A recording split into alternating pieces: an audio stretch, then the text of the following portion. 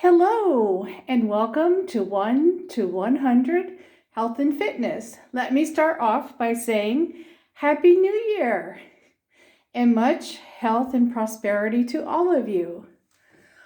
I want to talk about something that could potentially help you in the prosperity area.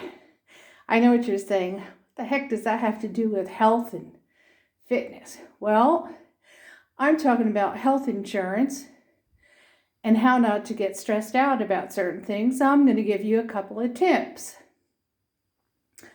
First of all, you're going to start getting your new policy pamphlets and booklets in the mail. Hang on to them. You never know when you might need them. Hopefully you won't need them, but it's a good idea to hold on to them. Here's something that a lot of you may or may not know. When you get in the mail an EOB, which in layman's term is explanation of benefits, it's not a bill. What it's doing is it is explaining to you what has occurred. Now, it should have whether it was denied, paid, or went towards your deductible. All of that is important. Now, if you have an explanation of benefits and it's showing you that it has paid a provider, a doctor, a hospital, a lab, an x-ray, hang on to that, because potentially that is actually a receipt of things that have been paid. So you don't want to get a doctor's bill subsequently in the mail telling you, hey, you owe us this money, whereas in fact, your health insurance has already paid for it for you.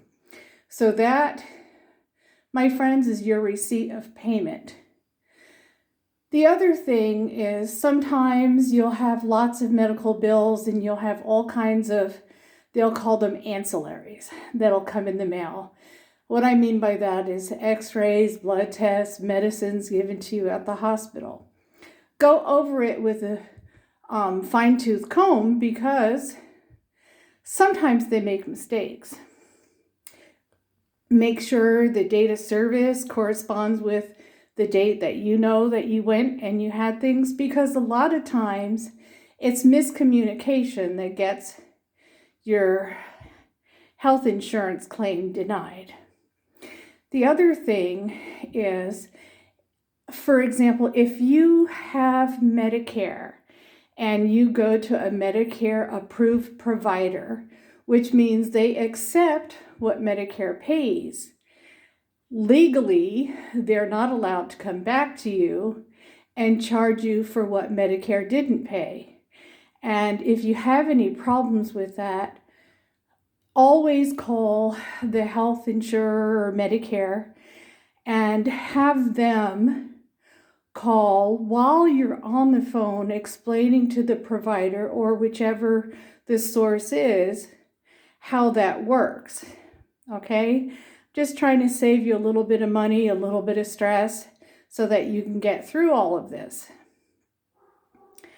And most of all, just pay attention. It's the best thing you can do. And knowledge is power, especially with health insurance and providers billing you and the way the world is today.